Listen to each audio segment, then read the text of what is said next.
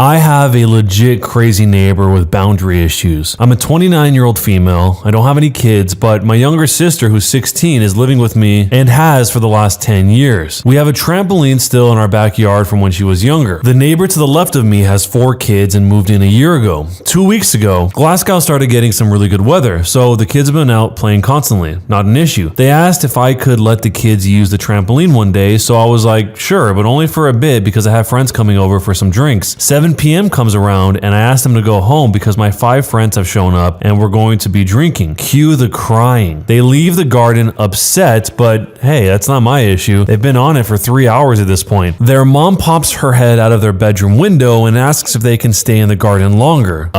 No, I'm not your babysitter. She's annoyed, but drops it. Last week I come home from some shopping and to my surprise, I find all 4 of the kids in the garden plus their younger cousin. I asked them to leave and tell them they can't just come into my garden without me there, and they didn't even ask. They refuse to leave. So I shout up at their mom and tell her to get them out of my garden. She says, "Oh, let them play for a bit. You don't even use it." Okay, but still, it's not your garden. Eventually, we get into an argument and they leave. She's pissed off and shouting that I'm being a Karen and that I should let them in. I tell her not to ask again because the answer will be no. This happened again the day after. All 4 of her kids plus their cousin waiting until I move the car from the driveway and heading straight into the garden. So I wake up this morning. I've since put a lock on the trampoline, just a small one, on the mesh safety enclosure to stop them from opening it up because I'm petty AF. Plus, it's Saturday. I'm not working today. It's my day off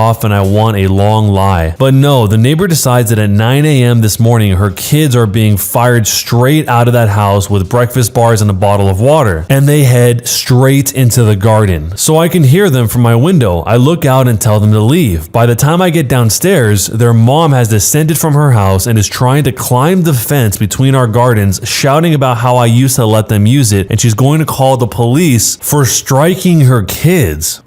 Great, you do that. I'll be sure to show them the Ring camera footage, which coincidentally also has footage of your husband picking the lock open so your brats can use the trampoline. So long story short, the entitled mother sends her kids into my garden repeatedly, even after being told not to. She calls the police on me for harassment and hurting her kids and ends up getting her own husband arrested for theft and housebreaking and criminal damage. Suck it, B. Some people have asked if I could sell the neighbor the trampoline. She has a V-shaped garden and the smallest one on the street. The trampoline is 12 feet and it wouldn't fit. I also gave her a bunch of my sister's old stuff when she first moved in, but have barely interacted with her since this. I decided that it's not worth the hassle. 10 minutes ago, I took a knife and I slashed the part that you jump on the trampoline. My brother's coming on Tuesday to help me dismantle it and we will take it to the local recycle center. One of the top responses says, "Crazy entitled B, great ending to the story, but you're not petty at all. Your house, your garden, your trampoline." I think I would have either taken the trampoline away or spread something really nasty all over it. The OP added, "I was honestly doubting posting this because I didn't want people thinking that I hated kids and I'm just being a B, but it's the audacity of sending them in without even asking. I don't think they'll be back, but the next time I see them, I'll definitely spray something." One of the other higher up responses says, "I have 2 kids of my own and I think that you are being very reasonable. Their mom next door seems to think that you are her free childcare/playground." Which the OP responds, "Absolutely. Believe me, if I could have given her it, I would have. I just happen to have the widest garden in this area. Because she is on the corner, her garden is a V shape so it won't fit. The first time I asked them to leave, I was just annoyed because I had washing out and they left their shoes on the flower bed. Plus, no one even asked." So there's actually an update about a month into the future, so we can see how this all played out. Hey everyone, I thought I'd give a quick update on what's happened since this incident. I had a few messages from people, so I figure some might be interested to know. The main point, I guess, is that the day after this happened, I spoke to the police about the charges and asked if they could let it go. There was a charge of theft too because the dad had moved tools out of the way and threw them into his garden, but they got thrown back in so I wasn't missing anything. They initially asked me if I wanted the oldest kid charged. She looks a lot younger. I assume she's 10, but she's actually 13 years old because she was the one who climbed the fence first, then went through my drive to open the gate and let the younger kids in without climbing over. I've since seen the dad at the local shop and he just sort of apologized quickly and thanked me for letting it go. I think the realization that his daughter could have been arrested was a wake-up call. I haven't heard an explanation though. Maybe he wasn't thinking about how serious it would end up. The mom, on the other hand, was an absolute crazy woman. I had mentioned that she told the police that I had struck her kid, which is absolutely untrue. She also decided to tell a couple of neighbors that I struck them. I had 2 people ask me about this. She also put some sort of barbed wire at the top of the fence to stop me from climbing over. She also chained her outdoor grill / barbecue and dismantled the swing set that I gave her when she moved in. And I thought I was petty. On a maybe related note, I had a visit from the SSPCA about animal abuse, even though I don't own any pets. They seem pretty annoyed about being called out for a prank, so I don't know what happens with that. I've been asked about my sister's involvement with this story. I just mentioned her at the beginning because I wanted to explain why I was 29 years old and had a trampoline in my backyard. She also wasn't home at the time because she has clubs on. By the time she got back, it was all over. Overall though, there haven't been more issues from it. The trampoline is now gone. The kids haven't really been out because it's been raining in the past week. I rarely see the dad around as he works, and the mom spends her days in her own garden being the most obnoxious woman that you can imagine. About the whole dropping the charges situation, somebody said, well, that was nice of you to drop the charges. The mom is only bolting her belongings down and putting wire up at the top of her fence to make others think that she was the victim. I wouldn't hesitate to show the video though to any neighbors that confronted you about the situation. Your reputation is also important. Don't let others mistake you as taking the high road and your silence as you being guilty of something you aren't. The OP said, I get the feeling she told the neighbors her husband just got let out of jail because they realized that he had done nothing wrong, not because I asked them to. The 2 that asked me, I did show the video to them and they were pretty shocked because she made it sound like I ran at her kids and just struck them on the back of the heads. When I first moved in, the couple had very little and I gave her a swing set that has a slide attached and my sister's old bike for the youngest. Plus my friend was getting rid of a pram, so we gave her that too. It's the audacity though of just coming onto my property. So with everything you know that happened, am I the jerk? I think slashing the trampoline feels a little cruel, but I don't really know what other choice she would have had. They don't really even get into the whole conversation of liability here, but I think that's the main reason why people don't want other people to use their trampoline, because it's really easy to accidentally get hurt if you don't know how to use a trampoline, if the trampoline fails, and then you are liable for that person's injuries in some situations. But since the post doesn't go there, I'm not going to go there either. The main point that makes this difficult is that she says she would have given the trampoline to the neighbors if they just had enough space to fit it. So that's why it's a feels bad moment, because now no one gets to use it and it gets destroyed when it was seemingly a perfectly functioning trampoline. But like I said, really, what else could she have done? She's already asked them not to use it again and again and again, and she was letting them use it. It was just around her timetable when the neighbors wanted to do it on their timetable. She wanted to have her friends over and not have them there, but they didn't care. They wanted to stay later. It's one of those you give an inch and they take a mile type of situations. But maybe there was a better solution. What would you have done if you were in this situation, and jerk or not a jerk, and why? My boyfriend of 8 years cheated on me with his best friend's fiance, and he is now begging me for a second chance. I still love him, but I don't know what to do. For context, I'm a 28-year-old female and my boyfriend is 28 also. Here's some background. I met my boyfriend in college when we had a class together. He was struggling because of his party lifestyle, but I, being a studious introvert, was thriving. He begged me to help him and I relented eventually. I hated his guts, but for some reason, he made me fall in love with him. He was such an open book too, and waited patiently for me. I didn't let him kiss me till 4 months into dating, and I didn't do the deed with him until our 1-year anniversary. He was my first, and I really wanted to be sure that I was giving my V to someone who truly loved me. I didn't ask him to, but he slowly gave up partying and drinking for me, and we both found a new friend group in college who we've maintained to this day. He gave up everything willingly because he said he'd rather spend time at home with me. The one thing from his past that he didn't give up though was his childhood best friend, who we'll call Max. Max always hated me. I think he blames me because now he only sees my boyfriend a few times a month and that he isn't fun anymore. He also openly questions our relationship in front of both of us and says stuff like, "You'll come to your senses eventually," when talking to my boyfriend. I told him I wasn't comfortable. So since then, he never let Max around me, but they still hung out, and I really didn't mind because I trusted him. Okay, so this is what happened recently. Max got engaged to his long-term, on-again, off-again girlfriend and invited both of us over to celebrate. It would have just been the 4 of us. Restrictions have been lifted in our area. As long as contact and the amount of people involved were kept kept to a minimum. I declined, which in retrospect was a big mistake. My boyfriend offered to stay with me, but I told him that he didn't need to, and I'd understand if he wanted to support Max, even though I despise the guy. Again, this was a mistake in retrospect. The next morning, my boyfriend came home crying. We lived together. He was still clearly hungover, so I bathed him and I put him to bed. When he woke up a few hours later, he told me everything. Apparently, he got really sloshed at the party. Max's fiance, who I guess I'll call HO겪er, was very flirty with him the whole night and helped him when he passed out. The next thing my boyfriend says he remembers is when he woke up, HOwaxer was bobbing on him while he was naked. He says he was too sloshed and just went along with it while Max watched. According to my boyfriend, they're into the whole hot wife thing or whatever that means. The next thing my boyfriend says he remembers was waking up naked next to the HOwaxer with a bunch of used Jimmy hats around them. He rushed home after that. My heart is breaking right now, guys, and I don't really know what to do. He's been begging me for a second chance, even showing me that he blocked Max and the HOwaxer on everything. He promised never to contact them again. He also swears not to drink when I'm not around and that he'd keep his phone unlocked and I can look through it whenever I wanted, no questions asked. He kept telling me how much he regrets it and how much he loves me and how I'm the only one. The sad thing is, I believe him. This man was my first everything, and I feel like my world is just crumbling around me. A few weeks ago, we were thinking about getting married and how many kids we wanted. Now, I can't even look at him without my heart breaking in two. This all happened a few days ago, and I've barely left the room. He's giving me space, but he's also doing the little things that make me fall for him all over again. He keeps the house clean, he's been cooking me the food I like, and leaving short love notes beside it on the dinner table. I am so lost right now. I so desperately want to forgive him, but every time I look at him, I can't shake off the image of him being with another woman. I know I was never his first, but he kept promising me I was going to be his last, and he broke it. Despite everything though, deep down, I still love him. Guys, I don't know where to go from here. I'm crying just typing this out, but I don't have anyone to talk about this with. Usually when problems this big come up in my life, he is the one that I turn to for help. I love him, but I don't know if I can trust him anymore. What should I do? Will couples counseling help? Should I just cut my losses and end it? He seems very remorseful. And he did confess to the whole thing immediately after. Should I give him a chance? I'm sorry for the long rant, I'm just lost right now. But before you decide, 3 days later, there is an update. A lot has happened in the last few days. I'm sorry I haven't responded to anyone, I just don't think I was in the right headspace to actually hold a meaningful conversation. Rest assured, I read all the replies. So where do I begin? Well, I think some of you would be delighted to know that he left me for not being supportive. Sucks to be me, I guess. I guess you guys were right. I am a sucky girlfriend. He's now off to be with his brand new supportive girlfriend. Nah, I'm just kidding, but some of you would have wanted that to happen, right? So here's what really happened. After reading some of your comments, I started to see things from a different perspective. I never really thought of it as anything other than cheating, and it didn't help that when he came home to me that morning, he claimed to have cheated on me, and I guess my mind just started going into a dark place where logic goes out the window. It's definitely not an excuse, but I really wasn't in the right mindset after he said he cheated. I guess it was after the realization that this man would never willingly hurt me is when all of the anger and pain of being cheated on was washed away. I couldn't really bring myself to talk to him at first. He was on the couch blankly staring at whatever was on TV. He looked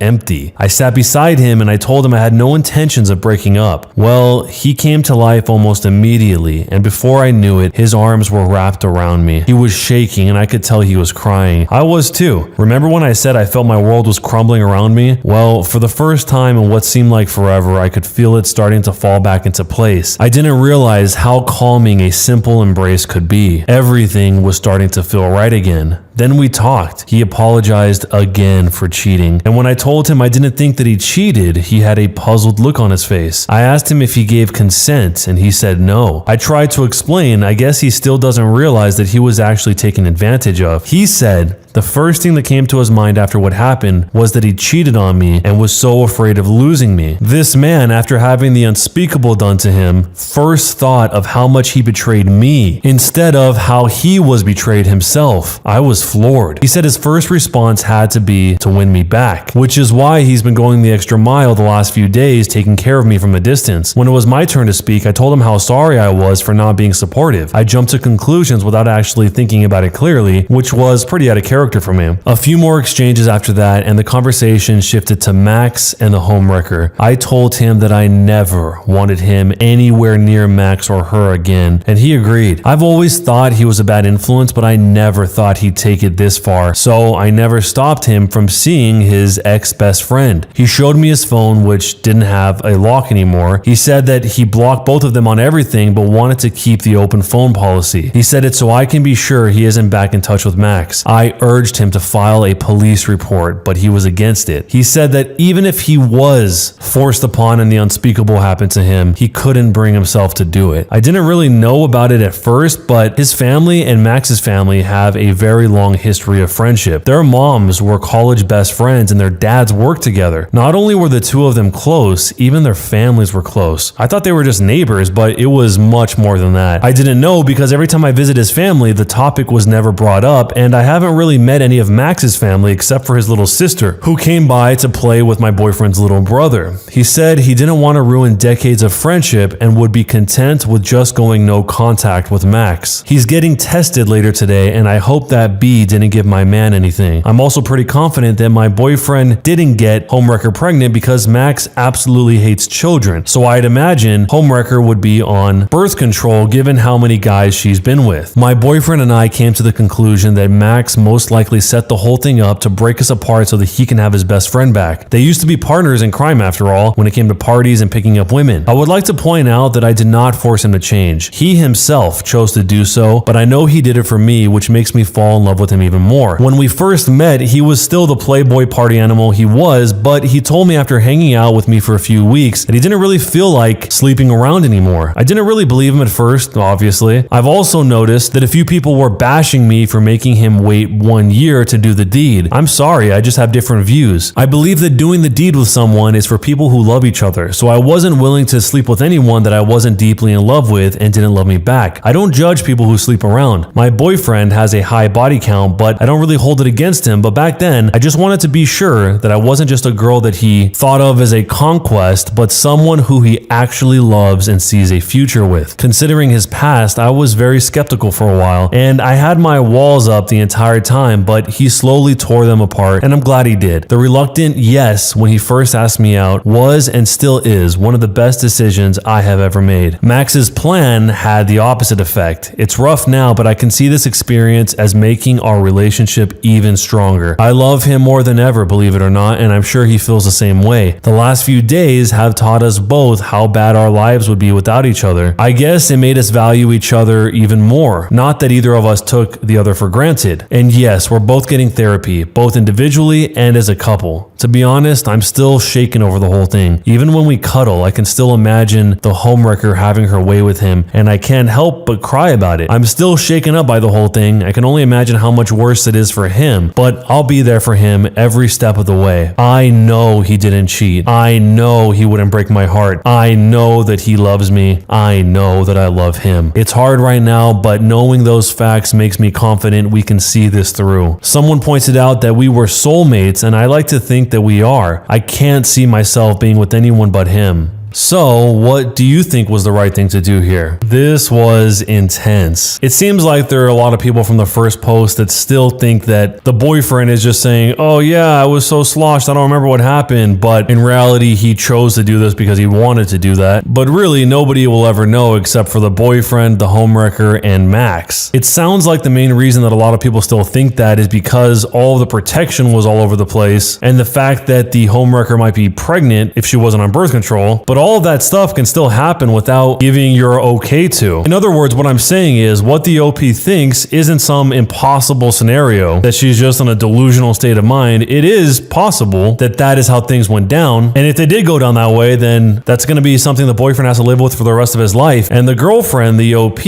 will have to just take his word for it because it sounds like she's not going to be talking to Max and the homewrecker anytime soon. And this situation for her is obviously devastating, and it would also be pretty crushing in the other situation situation where the boyfriend chose to do that. This kind of stuff can and does happen to men, because apparently a lot of people seem to think that it's not possible at all. And maybe that theory that the whole reason that Max set this up was to try and pry the boyfriend away from the OP is a good enough reason, because if they've been together for 8 years and he's lost his best friend for 8 years, maybe this was just his weird Hail Mary to try and get his best friend back into his life. So if you were in a situation like this, how would you handle it? Would you push your partner to go to the police even if they didn't want to? Or would you accept it as it was and try to move forward? Let me know down below. When you subscribe, make sure to hit the bell to turn on notifications. To finish listening to all the stories in this series, use the playlist at the top of the description. And next time you live stream, use the cream of the crop music. Search for Cream of the Stream on Spotify or whatever music platform you use for copyright-free music to use for your stream. It's free. Cream of the Stream. Either way, thanks a lot for listening. We'll see you guys next time.